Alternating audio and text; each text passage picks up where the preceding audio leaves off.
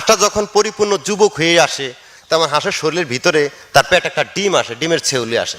ডিমের যদি সেকশনটা সঠিক থাকে, ক্যালোরি যত ঢুকুক ডিমে গিয়া কাজ করবে। ডিমে কাজ করলে তো ডিমটা প্রতিদিন বাইরে যেতেছে।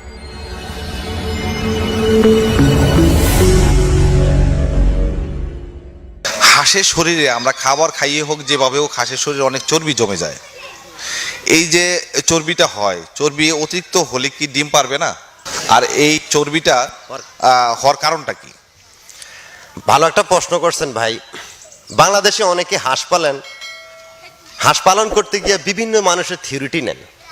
হাঁসটা যখন পরিপূর্ণ যুবক হয়ে আসে তখন তার শরীরের ভিতরে একটা ফল, মানে গাছে যেমন একটা ফল ধরে তেমন হাঁসের শরীরের ভিতরে তার পেট একটা ডিম আসে, ডিমের ছেউলি আসে। বিভিন্ন ভুল চিকিৎসার কারণে, পরিচালনা ভুলের কারণে ডিমের ফাংশন যখন নষ্ট হয়ে যায়, শরীর গঠনের পরে যখন ডিমটা শরীরে আসে তখন ভুল চিকিৎসা, ভুল সিদ্ধান্তর কারণে, যেমন কিরমির ডোজ, নানান তাল কিছুগুলা সময় মতো না করে অসময় করে, না বুঝা আন্দাজে করলে ওই ডিমটা নষ্ট হয়ে যায়। নষ্ট হয়ে যখন যাবে তখন ক্যালোরি যে শরীরের ভিতরে ঢুকে তখন ডিমে যখনই কাজ করতে না পারে, কারণ ডিম তো নষ্ট হয়ে গেছে, ডিমে যখন কাজ করতে না পারে তখন গিয়ে তার শরীরে কাজ করে।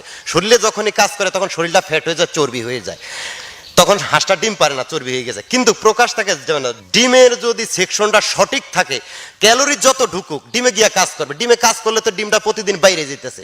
প্রতিদিন যদি হাঁসের ডিম বাইরে তাহলে সেখানে ক্যালোরি মানে শরীরে আবদ্ধ হয়ে থাকার তো জায়গা নাই, ডিম তো চর্বি তো হবে না। প্রকাশ থাকে যেন ডিমটা সঠিকভাবে ওইখানে থাকার জন্য ব্যবস্থা করতে হবে, যেন কিভাবে পরিচালনা করলে ডিমটা এখানে নষ্ট না হয়।